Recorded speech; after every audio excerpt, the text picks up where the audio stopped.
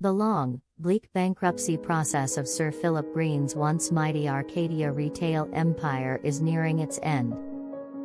With a deadline set for November and bidding for his former flagship store, the group's only notable unsold asset, entering its final stage, clarity is emerging about the size of Arcadia's pensions deficit, and how much is likely to be paid out to Arcadia's creditors, whose claims total $2.4 billion.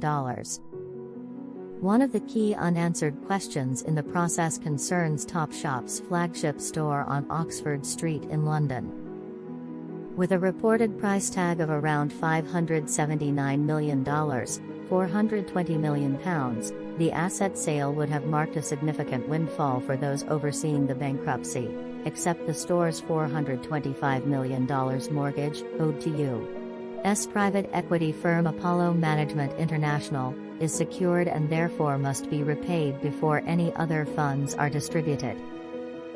However, clarity is just weeks away. A source with knowledge of the bidding process told Forbes that the second round of bids for the property had arrived and they are currently being considered.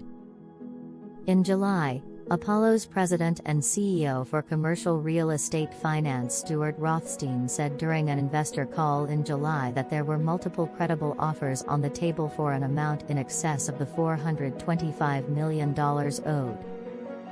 The sale of the iconic Topshop building marks the beginning of the end for an insolvency process that began 10 months ago for a business that made the fortune and reputation of Sir Philip Green, one of the most controversial billionaires in British business today. In November 2020, it was announced that Philip Green's zombie empire of 400 stores and 13,000 employees, as described by one retail consultant before its collapse, had finally buckled under debt of over $1 billion at the height of a global pandemic. Since then, Arcadia's administrators have sold off more than $820 million of assets to help cover the debt, including the sale of famous brands like Topshop, Topman, Ms. Selfridge and Heap to competing retailer ASOS in February, the sale of the Dorothy Perkins, Burton and Wallace brands to competing retailer Boohoo, also in February, and the sale of Evans to City Chic in December 2020. In April, Green's team secured $1.7 million, £1.28 million, from a fire sale of office furniture and IT equipment. However, the latest progress report published by bankruptcy administrator Teneo still makes for grim reading for many of those owed millions by Philip Green's failed empire.